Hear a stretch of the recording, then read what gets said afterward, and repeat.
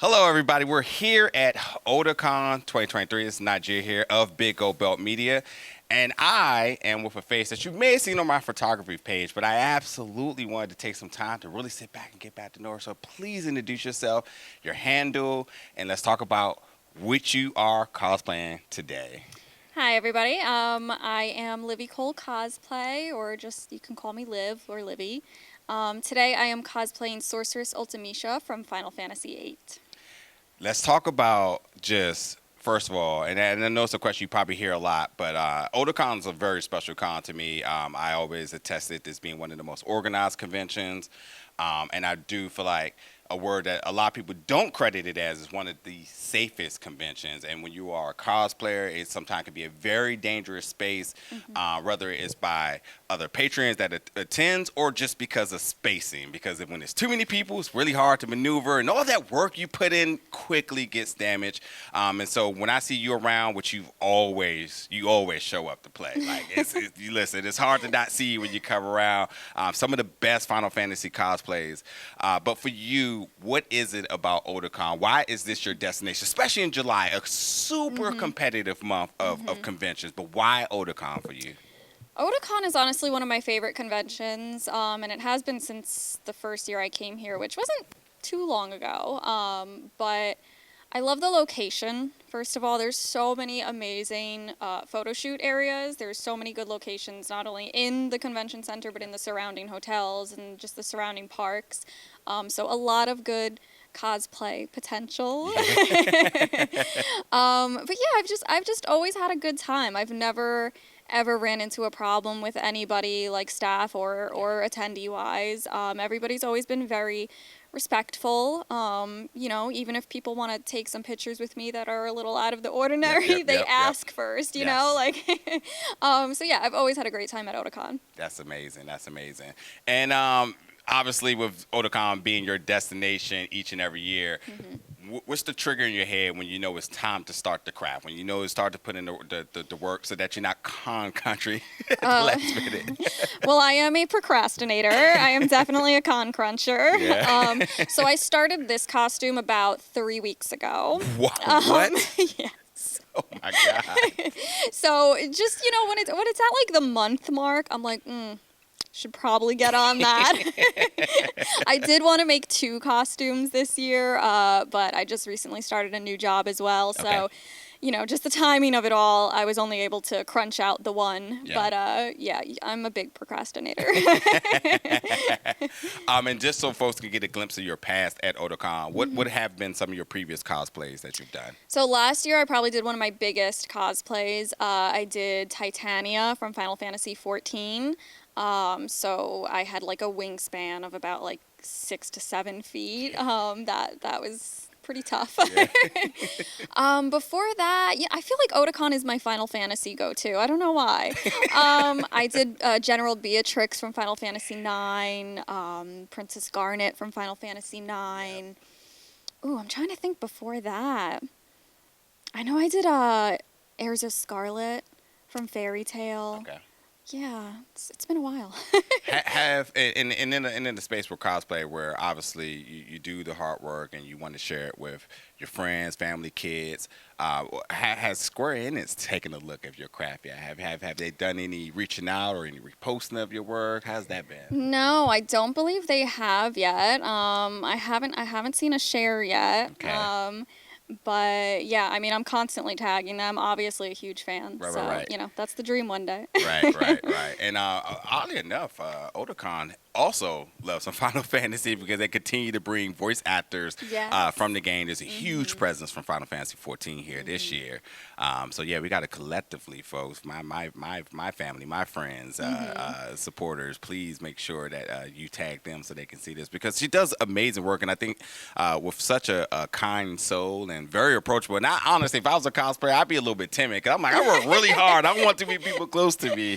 But talk about some of the challenging parts of putting this together, because you saying this a month, I'm saying like, I don't believe her. 2 months, 3 months. This is fantastic. But again, it's you. I expect this. I mean, it might look good from the outside, but the inside, it's all hot glued together. Yeah.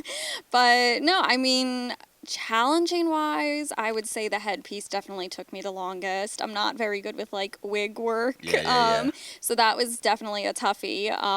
Probably like the most difficult part about the outfit to wear Yeah. also. Yeah.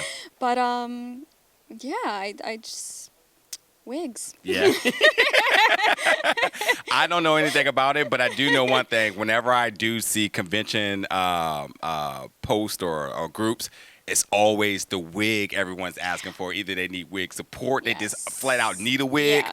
or those strange times where somebody says someone stole my wig, which Yeah. is a weird thing. Yeah, no.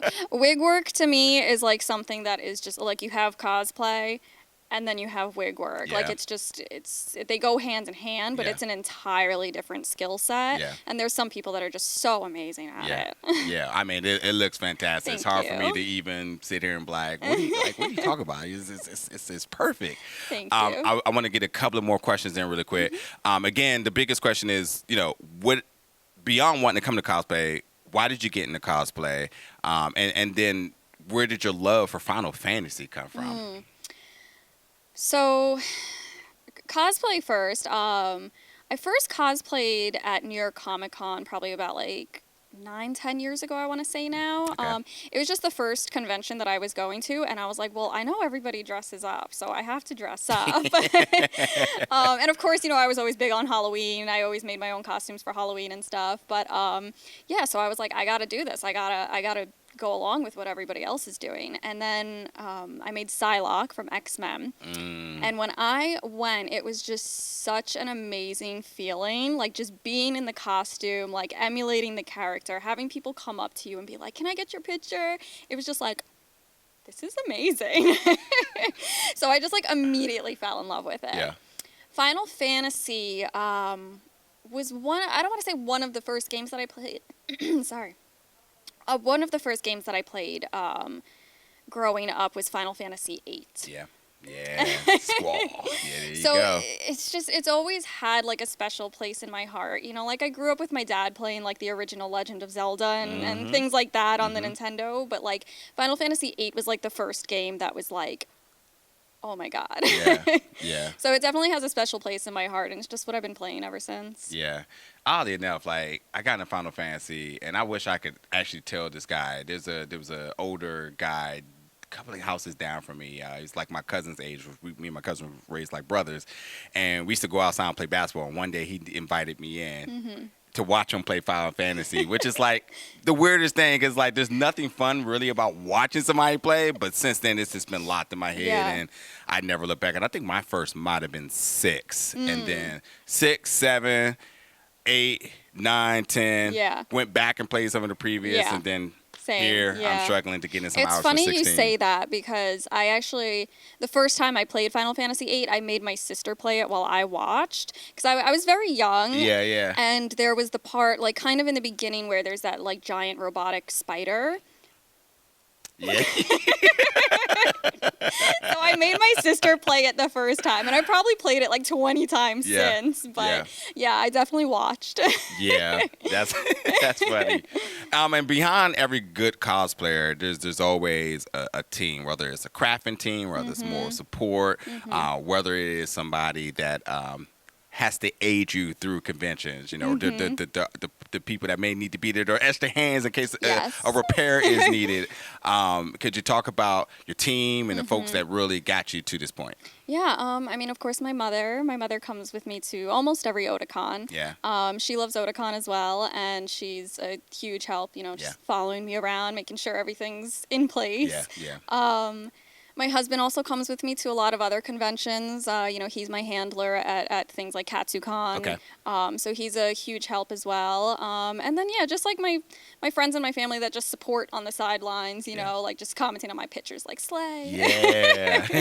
Definitely, just friends and family. That's awesome. And then now for the fans, how can one support you? Where can folks follow you? And is there any bit of hints at what you may be working on next? You did say you premiered at or debuted at New York Comic Con, which is just around the corner. Yes. Anything we may be able to expect there, we'll be there. Well, as I said, procrastination. So we'll see. I actually don't think I have any solid plans for New York Comic Con yet, but I am doing Colossal Con East in September. I'm doing more Final Fantasy cosplays.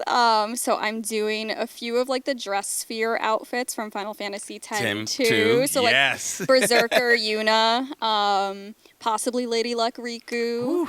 And then some Zelda cosplays as well. Okay. I really want to do Pora from the new Tears of the Kingdom. I love her design.